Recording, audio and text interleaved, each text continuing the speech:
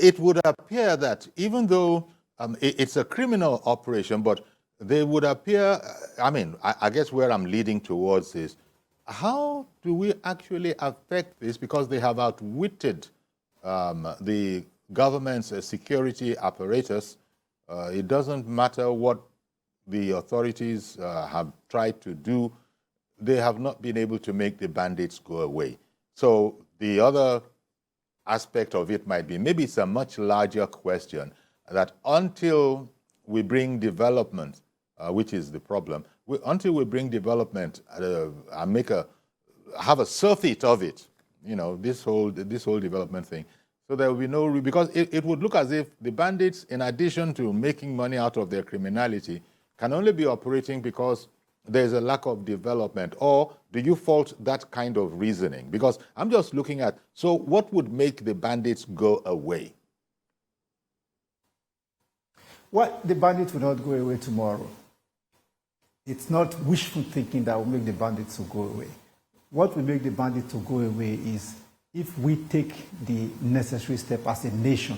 And by the way, the fact that we're going to have a new government inaugurated by May 29 provides us as a nation an opportunity for national rebirth. We can rethink the strategies that we have adopted over the past years, and then we can look at what the issues are. You see, we really need to look at our history, where we are coming from.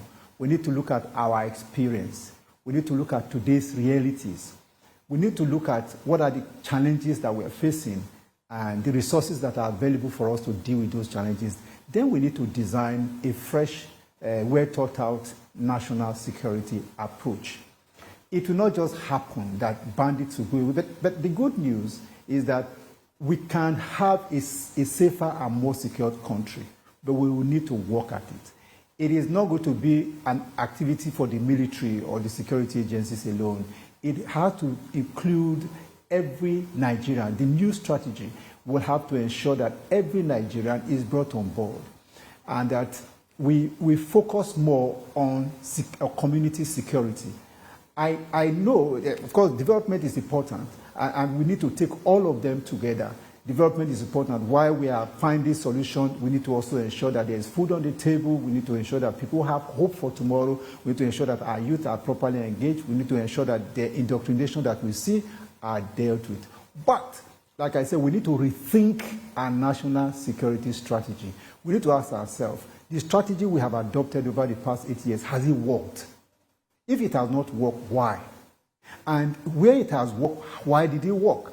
And therefore, what do we need to do going forward? So it requires deep thinking, utilizing the knowledge that we have, and know that by the time we put this on the table, it will become possible, once more, for somebody to travel from Lagos to Abuja by road and not be afraid. And we can do it. It is possible. It's possible within a space of time for us to completely restore security to a level that is much better than we are now. But like I said, it then depends on what we need to do. We need to look at this, that we need to take security back to the communities, because crime is local and solution to crime has to be local.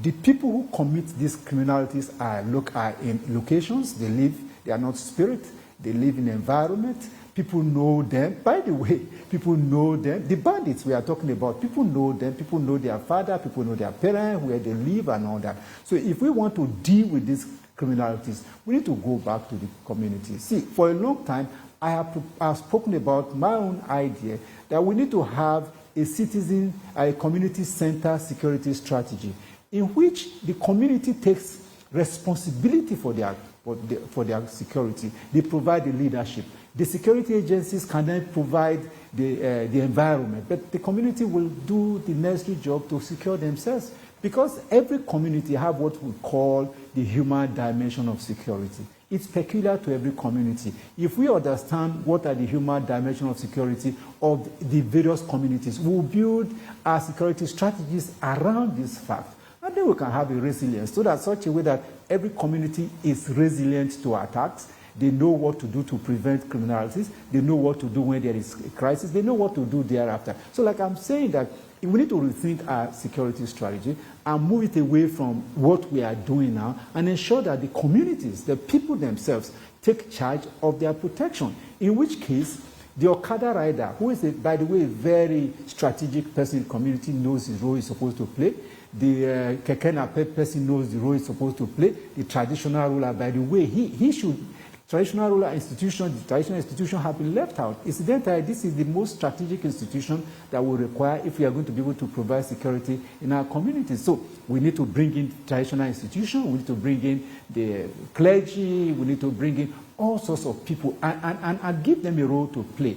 And every community will be able to watch out for themselves. Like I said, the law enforcement agency is important. You know, you talk about community policing.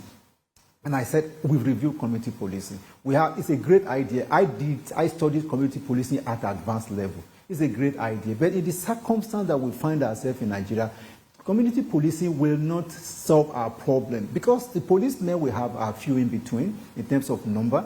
The training is a problem. The mobilization and motivation is a problem. Even the platforms, the equipment that they need to work are not available. So we then need to say, okay, what do we do to address the gap, the lacuna that is available? Because again, you say community policing, you are assuming that community, either policing or security in those communities will have to be the problem of the police, whereas the police cannot do it. We have seen they cannot do it. And so, like I said, we must find a new way of galvanizing everybody. All the law enforcement agencies need to be on. By the way, every community in Nigeria have got retired military men, police, secret service members. They have. We have all sorts of people. What are we doing with them?